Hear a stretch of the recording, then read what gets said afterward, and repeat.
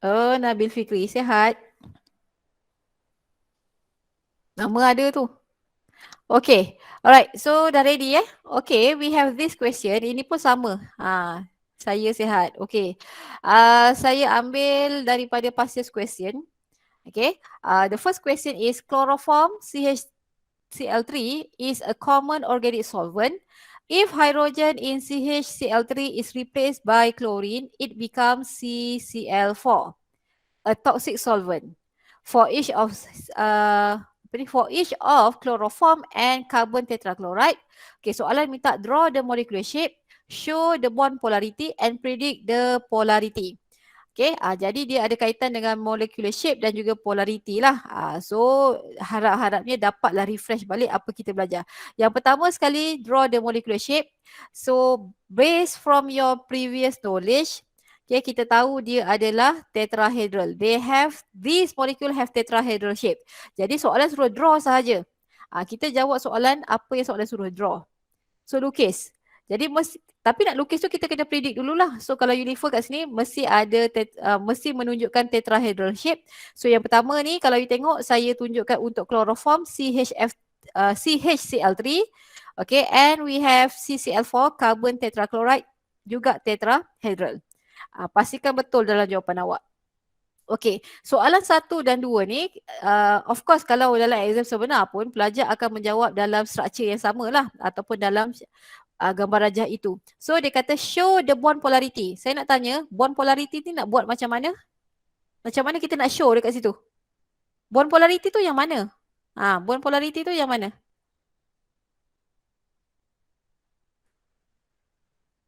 Kelas yang lepas, bond polarity tu yang mana?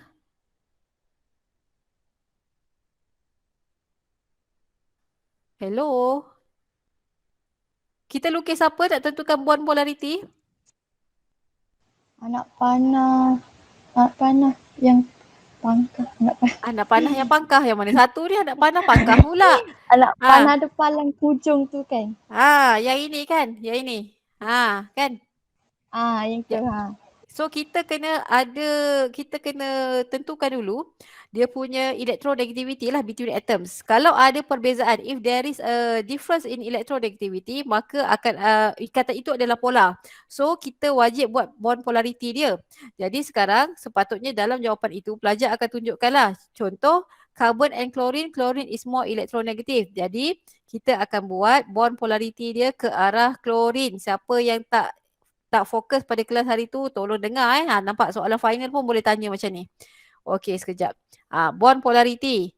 Dan antara carbon dengan hydrogen, carbon is more electronegative. Tapi carbon dengan hydrogen ni, electronegativity dia very small. Difference dia very small.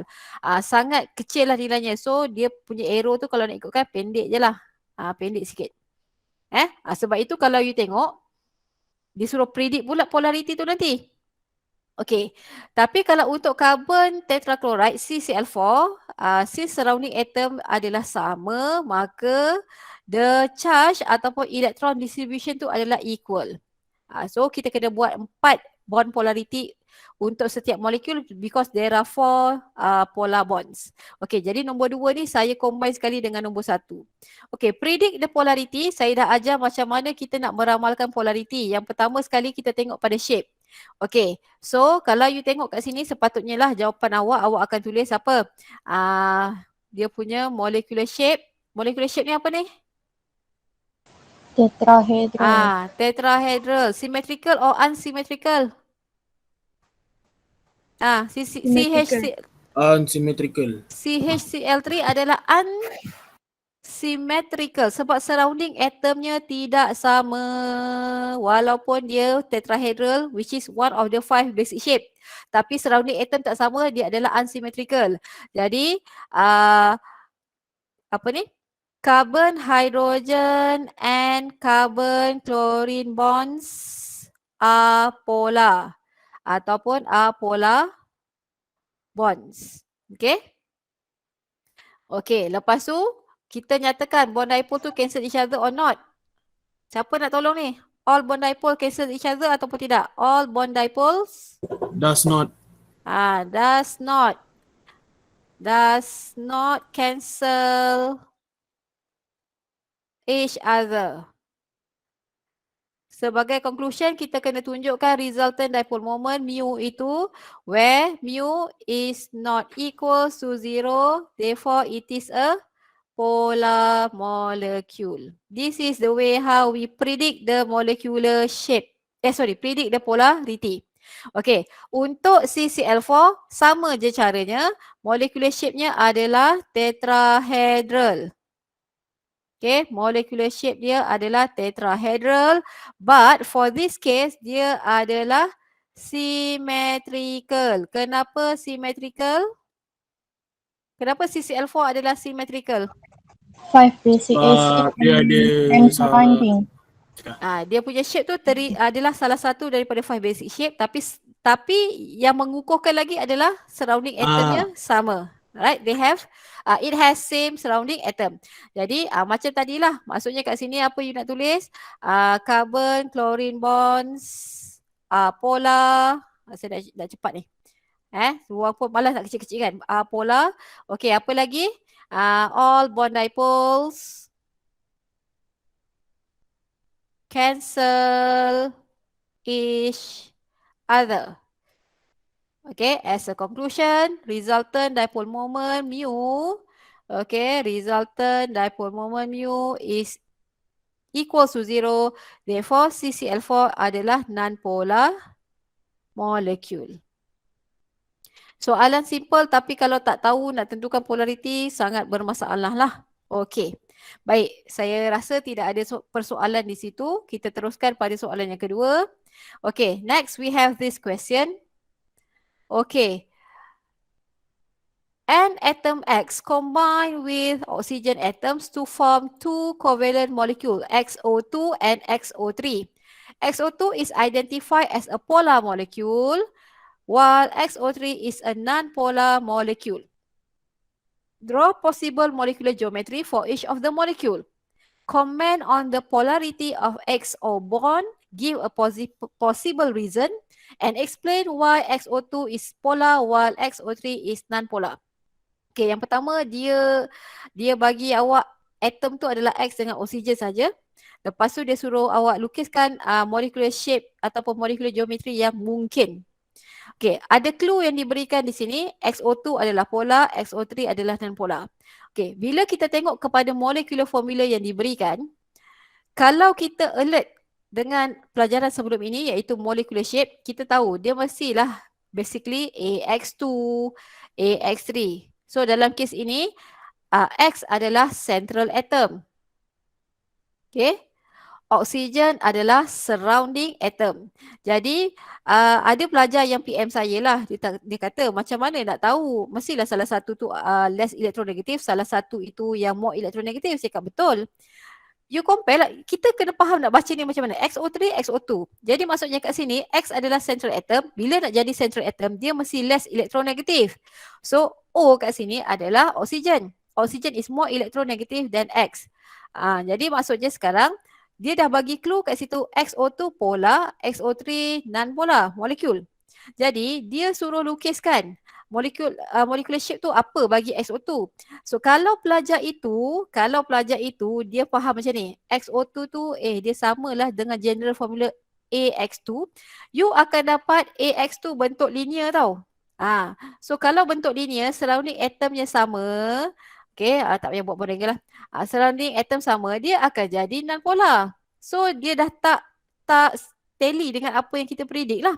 Okay, so kalau pelajar tu faham macam tu saja, maksudnya dia kata XO2 sama dengan general formula AX2. So dia akan jadi non-polar bila you lukis. Tidak bertepatan dengan apa yang diberikan. Jadi dia akan jadi salah lah kat situ. So you kena fikir dengan lebih detail in terms of electronegativity. Okay, ni saya padam dulu. Okay, jadi untuk XO2, dia punya molecular shape yang possible adalah band ataupun V shape yang seperti saya lukiskan ini. Okay, sebab dia adalah case yang ada satu lone pair pada surrounding atom. Tapi sebab kalau dia surrounding atomnya sama, you faham tak ada lone pair, dia akan jadi non-polar lah, jadi salah seperti yang tak sama dengan apa dalam soalan. So kena fikir sikit. Jadi yang pertama jawapannya hanya ini sahaja, masih betul. Okay, XO3 inilah dia. Maksudnya dia bentuk trigonal planar. Okay, trigonal planar with surrounding atom yang sama iaitu oxygen atom. Jadi jawapannya tak ada lain, memang ini sahaja. So kalau you nak namakan boleh jugalah, maksudnya kat sini band, cuma tak ada markah pada nama lah ataupun V-shape. Okay, untuk XO3 dia adalah trigonal planar. Tapi markah pada nama ni tak ada sebab soalan minta draw. Okay. Yang kedua, comment on the polarity of XO bond. Give possible reason. Dia dah bagi clue XO2 polar, XO3 non polar dan kita dah tahu ni tadi bila saya suruh fikir macam ni. X adalah central atom, oksigen adalah surrounding atom. Maksudnya mesti ada perbezaan in electronegativity. So macam mana kita nak comment on the polarity of XO bond? Maksudnya kita kena buat statement pasal polarity of XO bond. Jadi yang dicadangkan kat sini adalah, you tengok cara saya jawab. XO bond are polar bonds. Why? Because there is a difference in electronegativity between X and oxygen. So it is better if you mention X is less electronegative, oxygen is more electronegative. Maksudnya itu lebih baiklah kita nyatakan X is less electronegative, O is more electronegative. Tapi punca dia ataupun faktor utama dia kenapa XO bond adalah polar bonds, because there is a difference in electronegativity. Cuma kita kena fikirlah untuk yang ini ni. Siapa yang more electronegative, siapa yang less. Okey, ada soalan di situ. Tanda saya harap you buatlah. Kalau you tak buat, rugi sendirilah ya. Tak ada masa lagi nak bermain-main dah ni. Kena serius lah. Okey, ada soalan? Senyap je ni. Tak ada, madam. Okay. Explain why XO2 is polar while XO3 is non-polar. Soalan macam lebih kurang tadi lah. Okay. So saya tak tulis habis pun yang ni. XO2 is a polar molecule because you boleh cakap pasal apa tadi? The molecular shape is V-shape dan dia adalah unsymmetrical. Okay. All X bonds are polar bonds. Lepas tu apa? All bond dipoles cancel each other ke do not cancel each other? Do not. Does not. Does not cancel each other. Okay. So tak payahlah resultant dipole moment tu equal to 0 ke apa. Sekejap kita tengok soalan. Saya takut saya yang syok sendiri ni. Dia kata apa?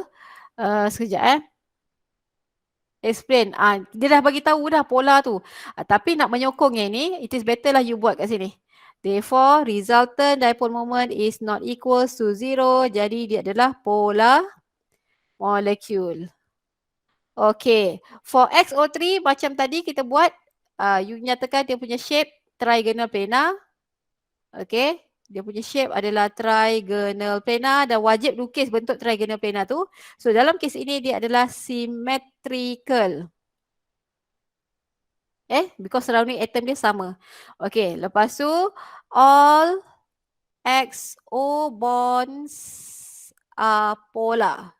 Ikatan itu adalah polar bond because dia ada difference in electronegativity.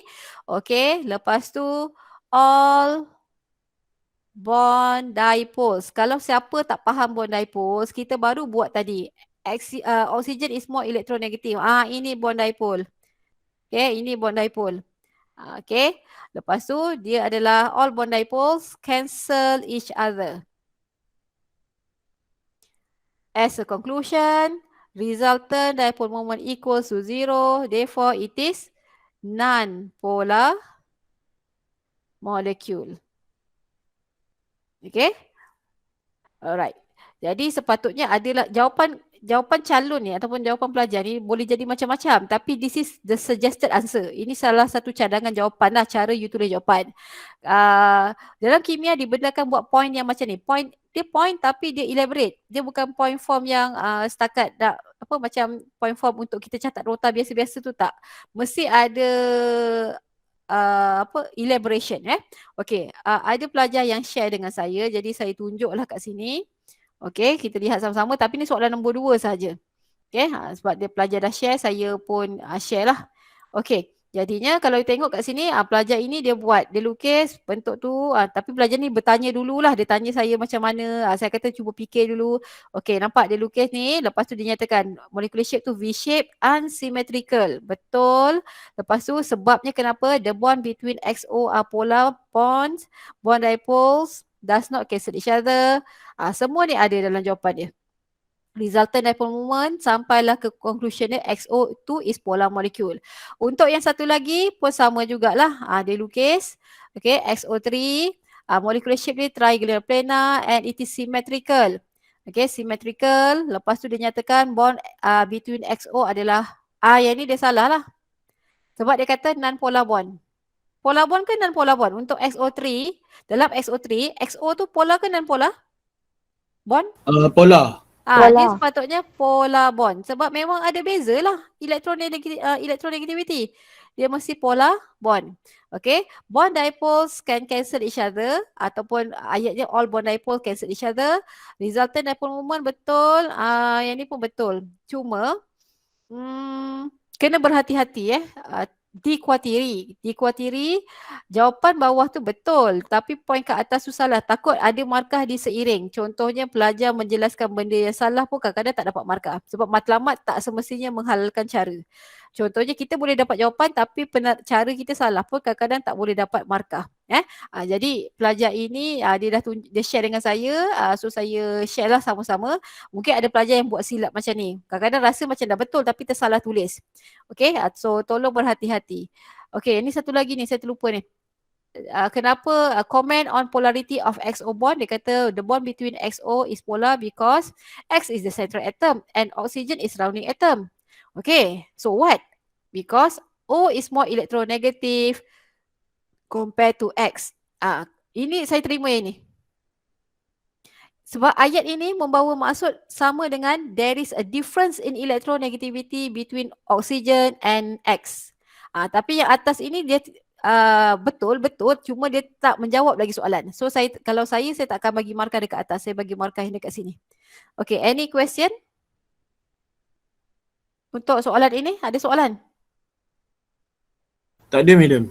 Okay, kalau tak ada kita sambung dengan hybrid. So soalan hybrid, sebelum kita bincang soalan itu, saya recapping balik hybridization. Okay, yang pertama kena faham definition of hybridization. Mixing two or more atomic orbitals yang pure to form a new set of equivalent hybrid orbitals. Okay, equivalent hybrid orbital ini, equivalent itu dari segi apa?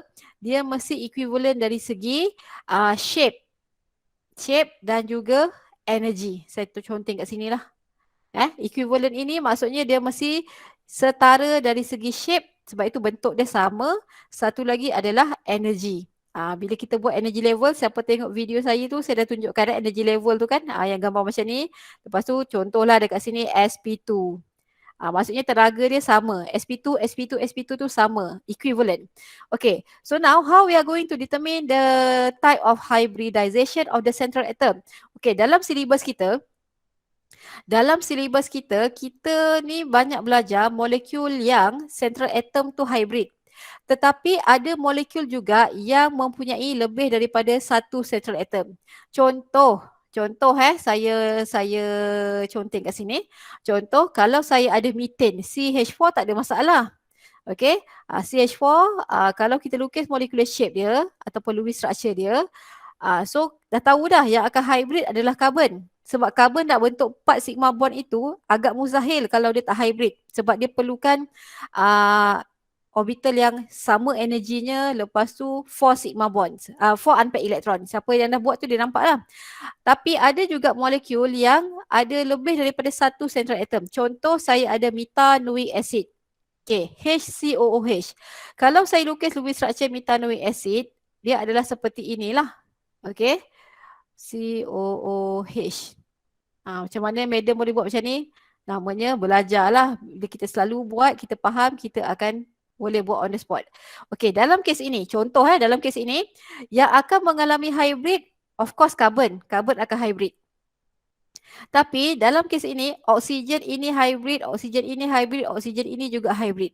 Pernah keluar final exam, dia suruh describe the hybridization process for this atom in methanoic acid.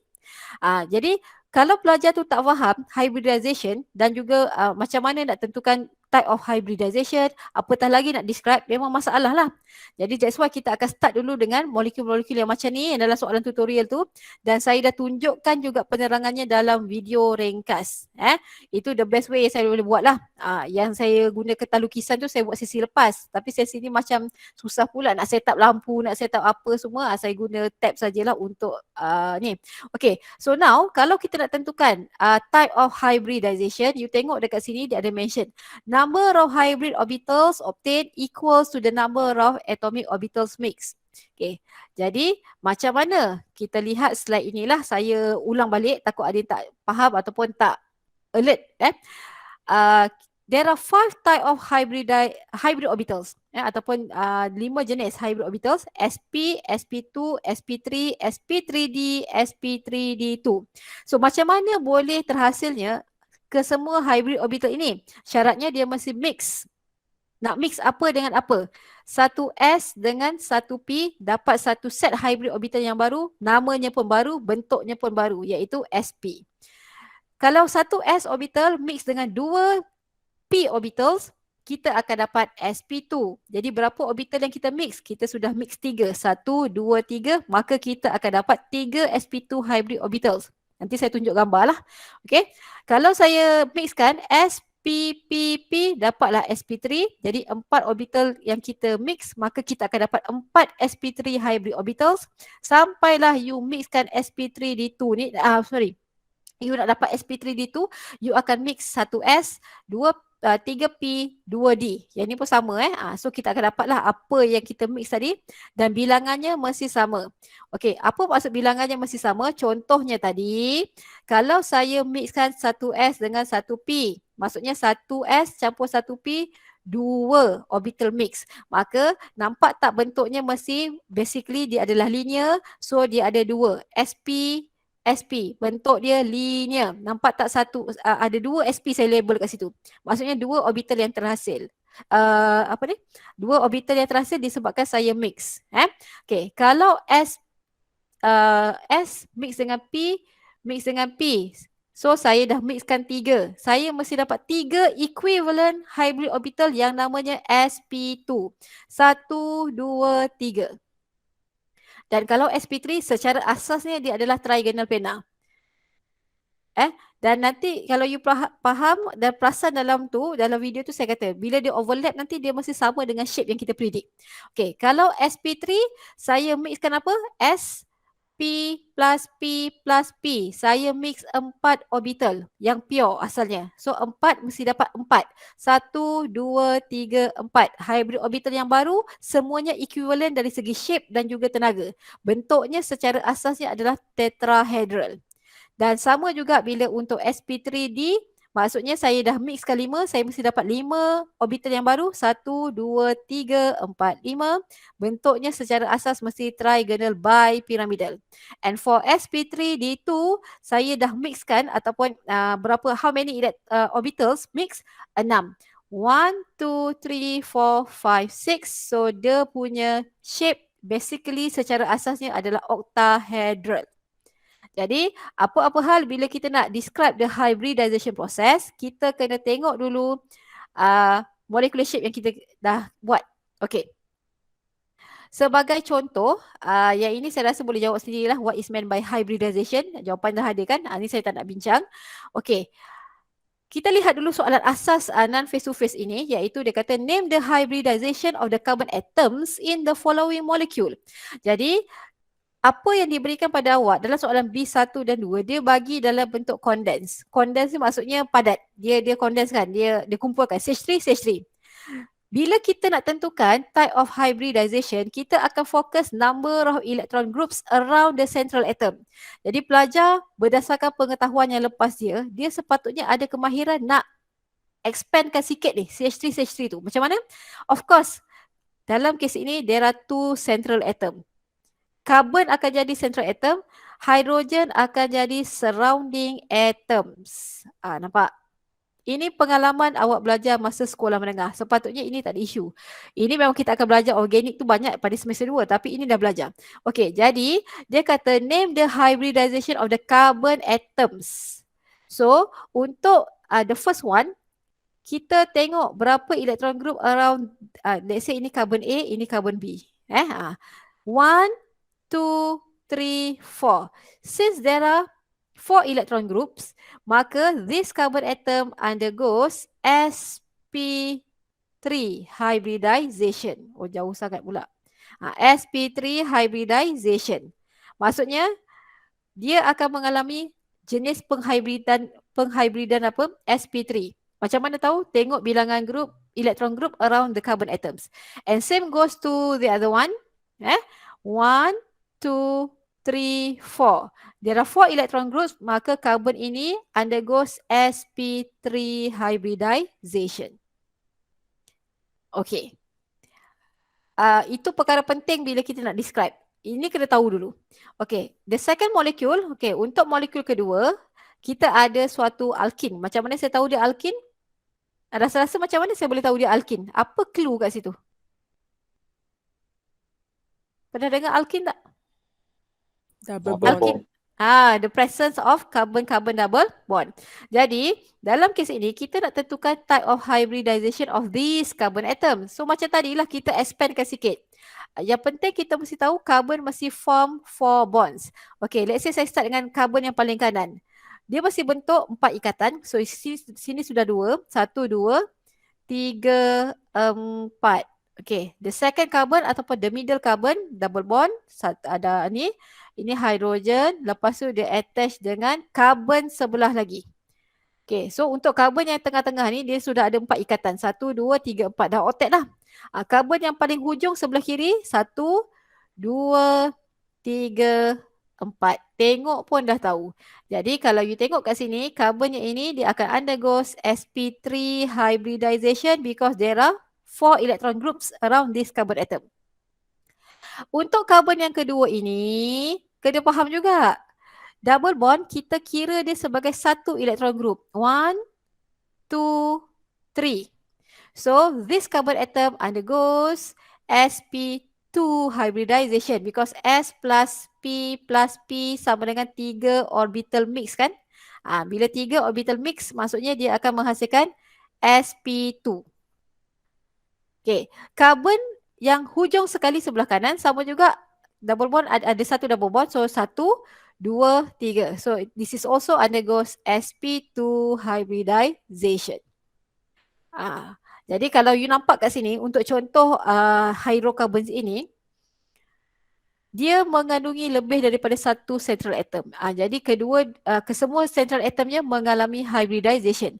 You bayangkan yang simple tu pun nak describe agak panjang. Kalau yang macam ni berapa banyak orbital diagram you kena buat.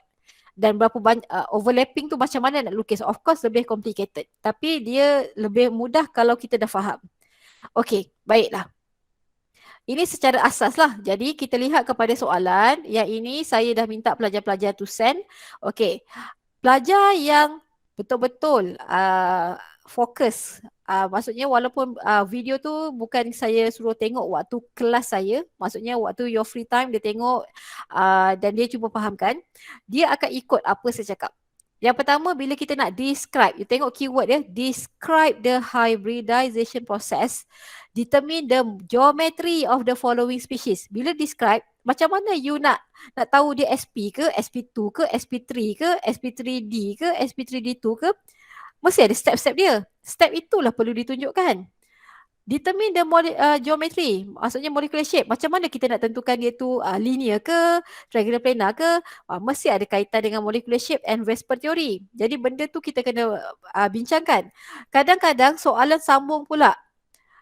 Show je Kadang-kadang ada soalan dia kata show the orbital overlapping. Lagilah overlapping. Maksudnya kena tunjukkan pertindihan orbital tu.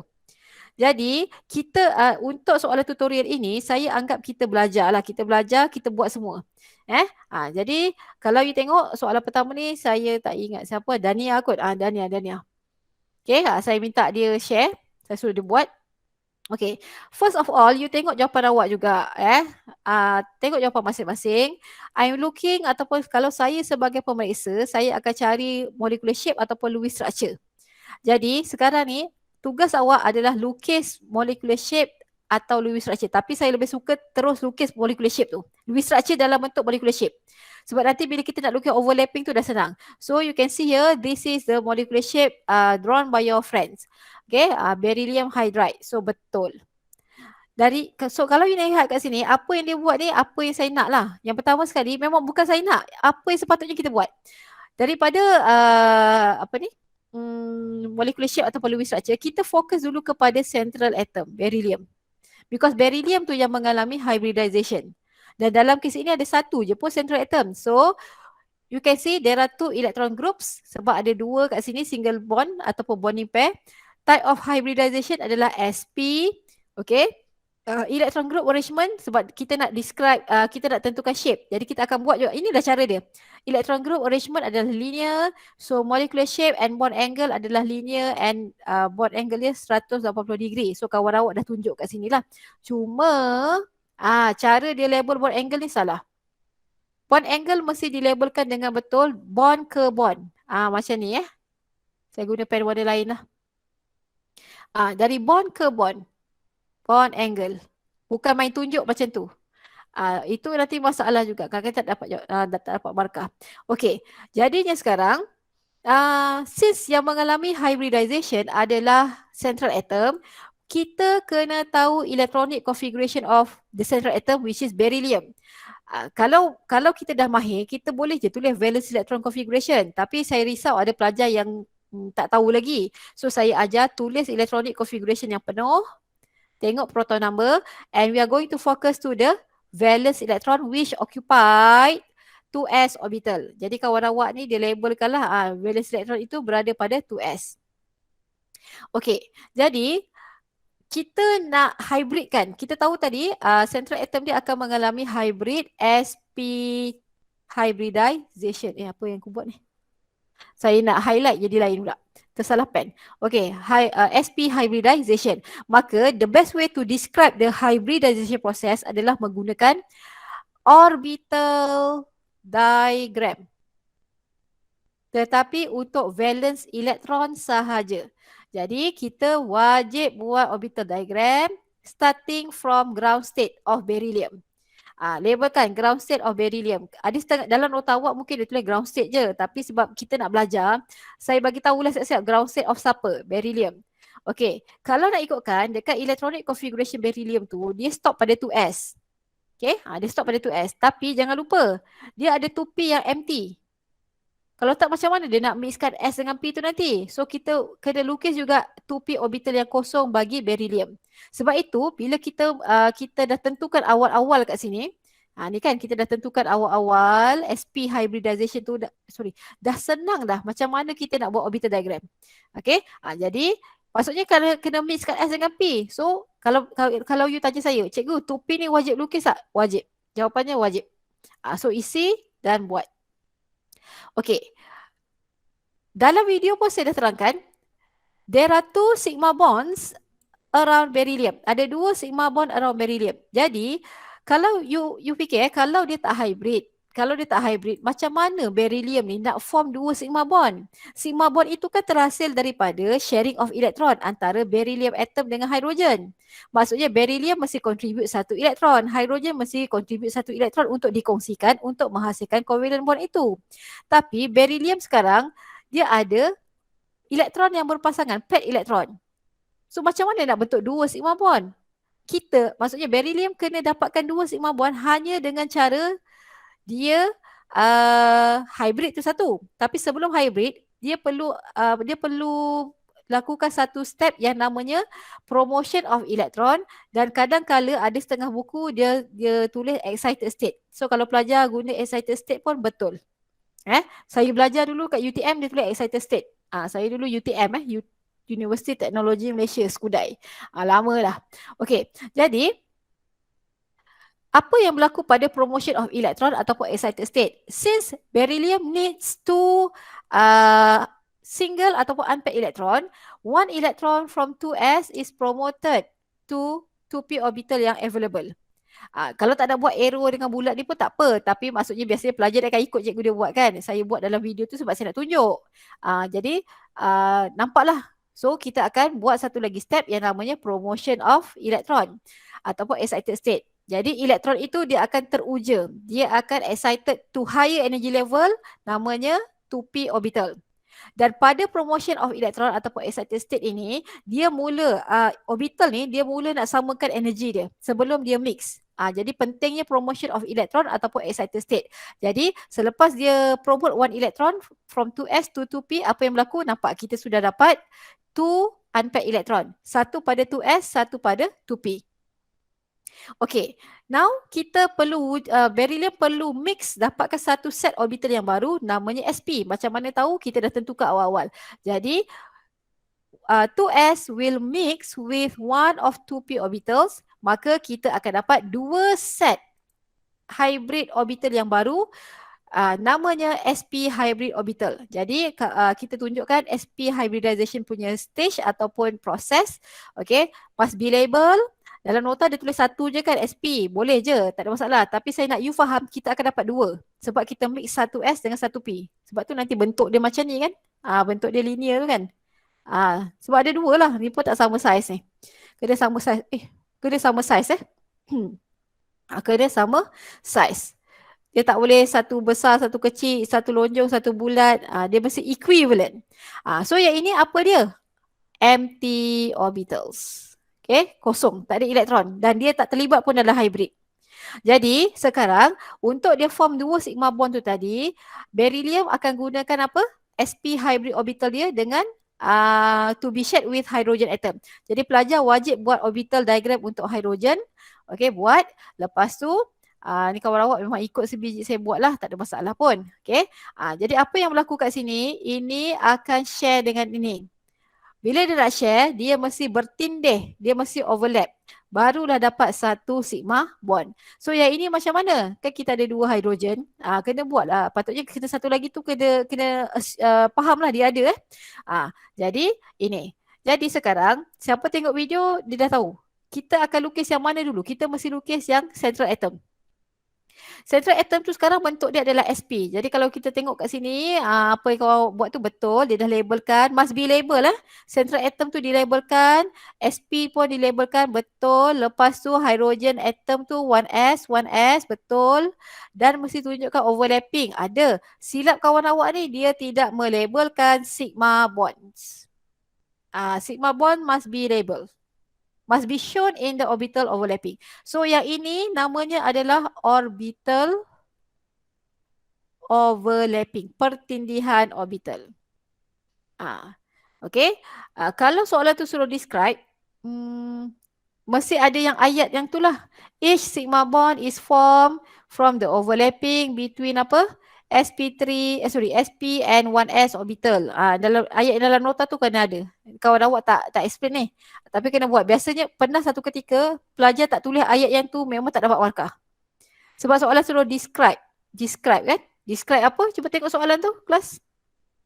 Describe the hybridization process. Nampak? So hybridization process tu termasuk overlapping tu. Jadi bila describe kena explain sedikit lah. Bukan setakat orbital overlapping dan juga orbital diagram. Okey, ada soalan untuk beryllium hydride? Ada soalan? Hello? Ada soalan? Tak ada. Last soalan sebab dah pukul 3.50. Tapi tak apa, soalan ni saya boleh carry forward. Maksudnya yang tak sempat bincang hari ni, saya boleh ni lah. Okey, ini seorang lagi.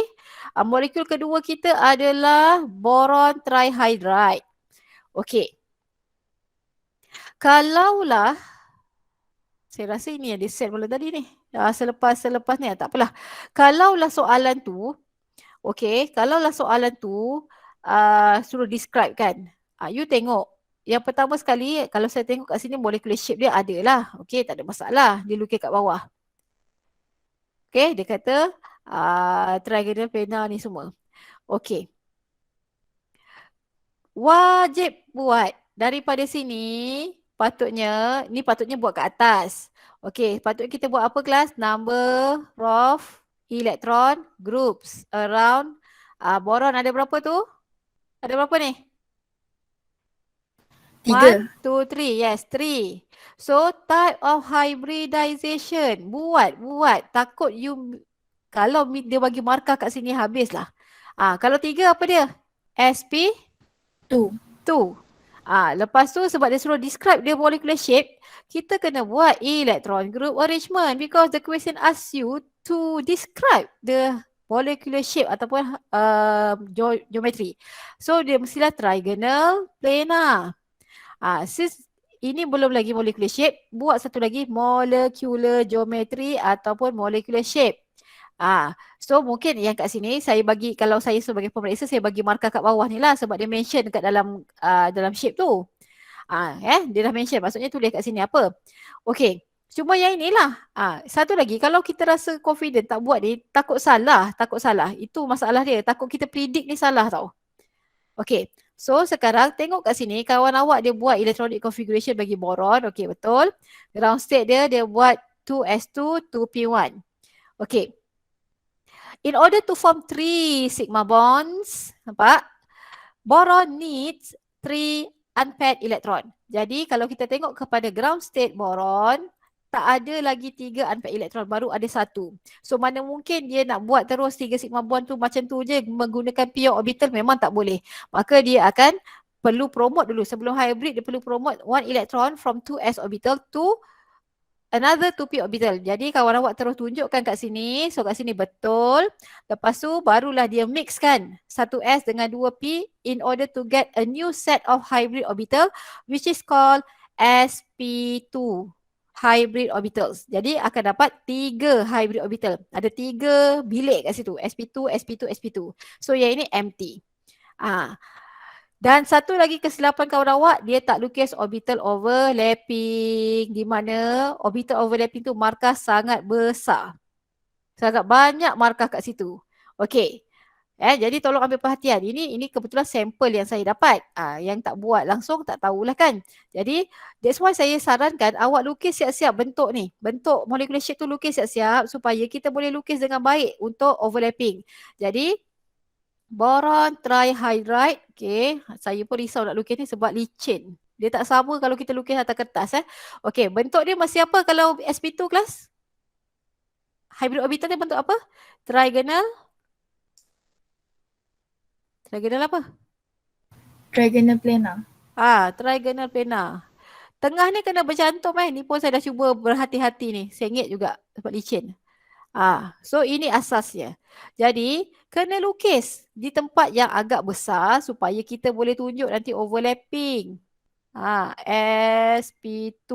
Okey, tak apalah minta maaf. 1. sp2. Yang kedua.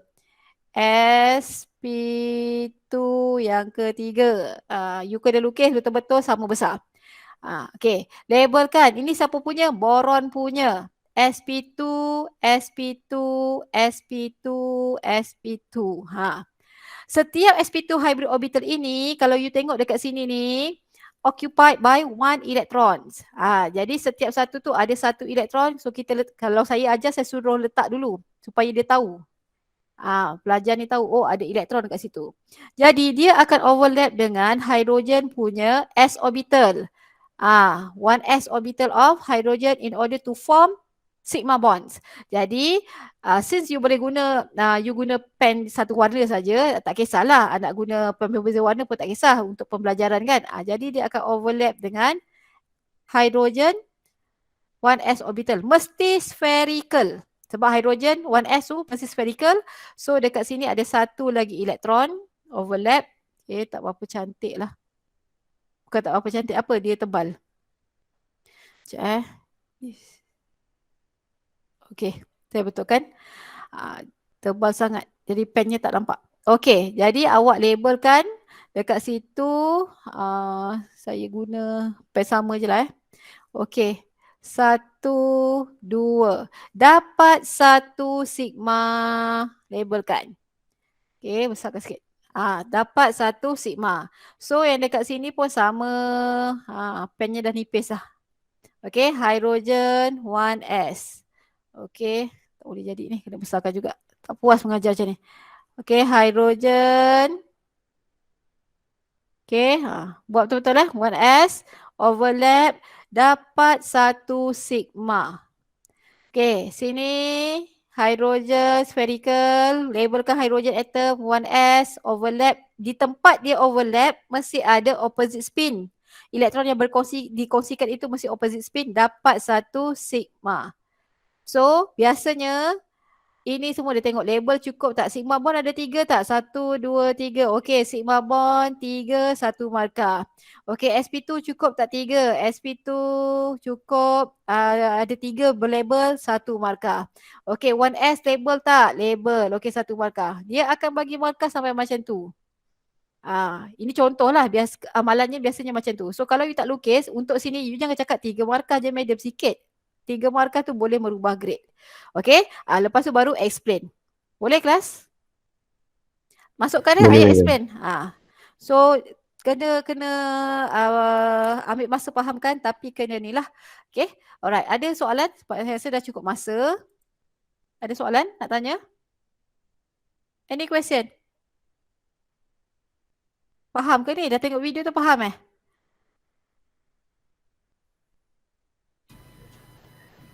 semua? Ada soalan? Tak ada macam. Okay, untuk the next question tu saya dah tak share screen dah. Untuk ions nanti saya masukkanlah beberapa contoh how we are going to describe the hybridization process untuk ions. Kalau untuk ions dia sedikit lain dekat ground state saja. Yang lain tu sama. Dekat ground state tu kita kena buat kerja sikit. Kita kena kira formal charge. Nanti saya masukkanlah Pagi tadi nak buat dekat college sebab kami dah mula bekerja dekat college untuk fasa 2 ni 4 jam. Tadi pagi kat college, lepas tu balik untuk kelas. Jadi nanti esok kan tak ada kelas, nanti saya masukkan. Okey, kalau tak ada apa-apa, tak ada persoalan, boleh saya tamatkan. Nanti ada isu ataupun ada yang tak faham, boleh tanya saya lah. So continue dengan memahamkan intermolecular forces. Okay kelas, thank you. That's all for today.